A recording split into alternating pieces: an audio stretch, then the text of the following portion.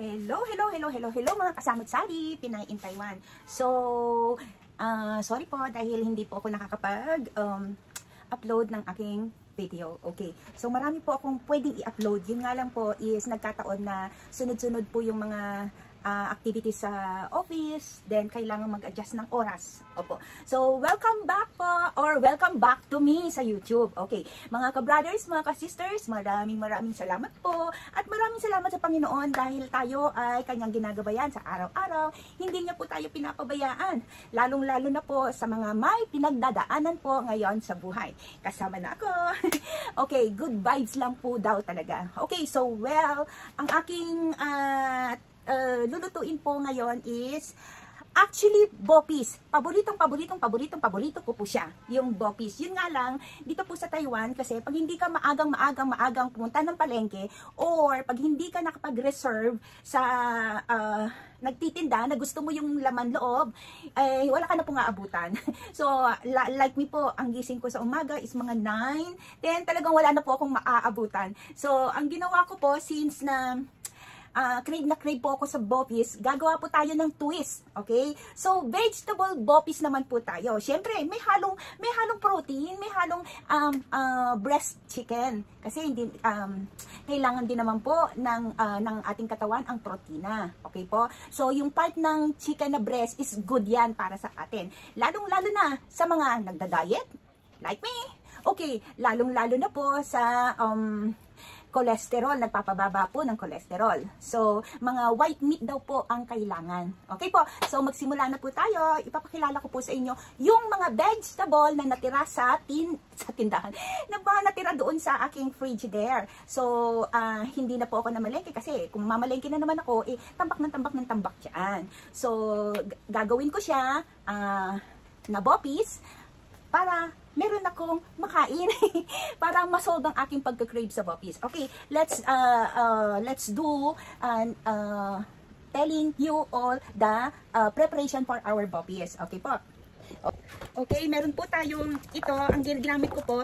Actually, para siyang sayote. So, dito sa Taiwan yun. Pero hindi siya sayote, hindi ko lang po alam ang pangalan niya. Okay, then meron din po akong carrots, tsaka chicken breast, at saka syempre ang sibuyas, kamatis, at bawang po. So, ano pa po ang ginagawa natin? So, let's start cook! Mag-start na po tayong magluto. So, magpainit po tayo ng kawali dahil magkikisa po tayo.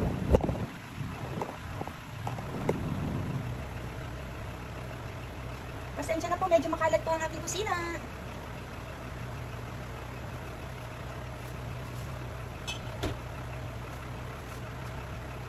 Lagay po tayo ng bawang, ng mantika.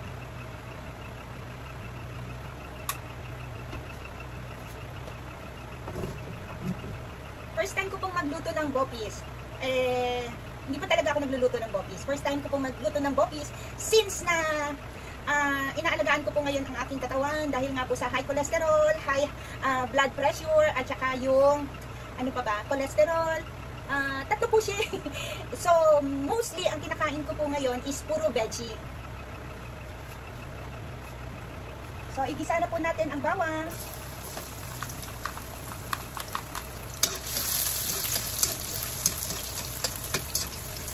Okay, then sibuyas, sama na po natin. Para hindi masunog.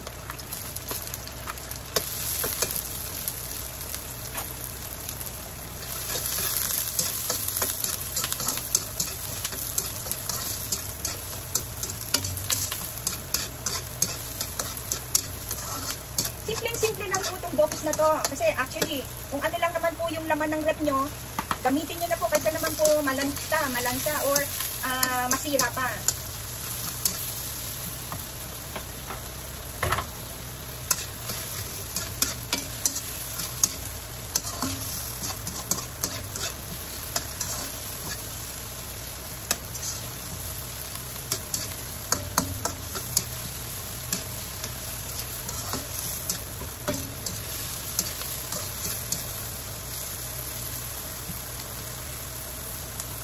Sunod na po natin ang ating chicken, breast chicken po, breast part po yung aking ginamit.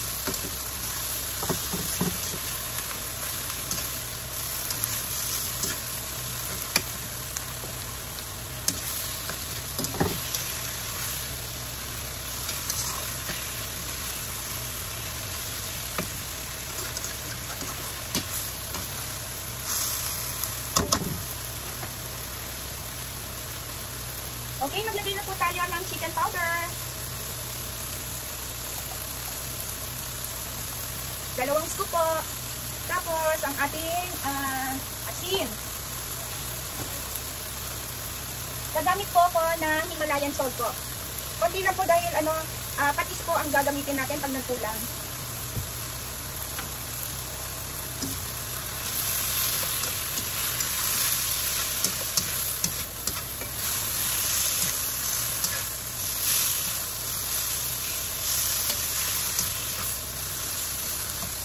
Ito po yung parang sayote nila is actually medyo matagal maluto to. So, isama na po natin sa kanya. Yung carrot po is i-wait pa po natin. Later on na lang po natin ilagay.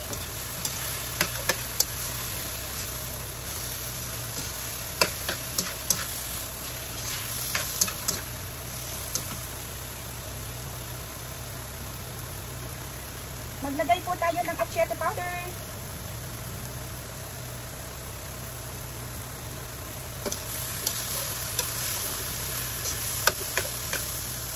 And then, malinis na tubig.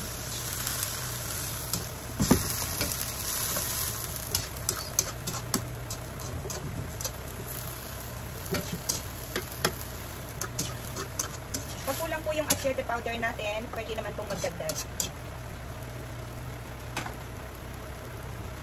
Maglalagay din po ako ng konting oyster sauce.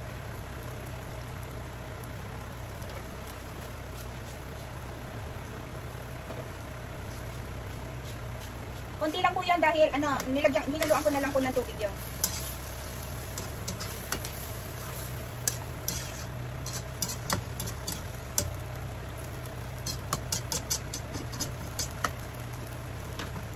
Actually, wala po akong paminta na ubusan. So, ito is paminta mixed with salt. Lagyan po natin. Hopefully, hindi siya mag-alat.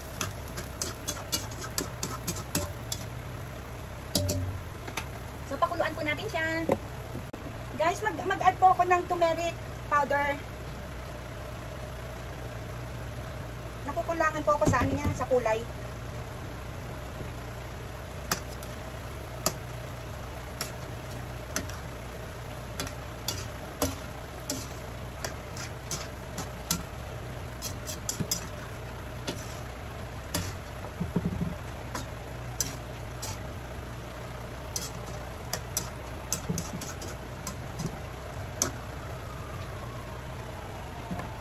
Pakuluin po natin. Okay na po siya, guys. For plating na po tayo. O diba? Kahit sa simpleng pamamaraan, makakatikim tayo ng budgeted boppies. Okay, plating na po tayo. Hello guys! Nakabuo na naman po ko ng budgeted meal ang isang vegetarian. Okay, sa mga nagda-diet, pwede po ito sa atin. Ang boppies with a twist, veggie. Boppies na veggie ang ginamit. Vegetable boppies. I hope na gustuhan niyo po ang ating budgeted boppies sa simpleng pamamaraan. Tignan niyo po ang rep niyo. Baka kung anong meron dyan, iluto na po natin. Okay po? Dito na po nagtatapos ang ating another creation, another hula-hula budgeted meal. Budgeted ulam po para sa ating lahat. Magugustuhan po kahit na mga bata. Okay? Maraming salamat po sa inyong lahat. Hopefully na mag-subscribe kayo, mag-likes, and mag-comment down below po kung meron po kayong gustong ipaluto sa simpleng pamamaraan. Kung anong sobra dyan sa inyong rep, iluto po natin. Okay po? Maraming salamat. And of course, God bless us all. Mwah!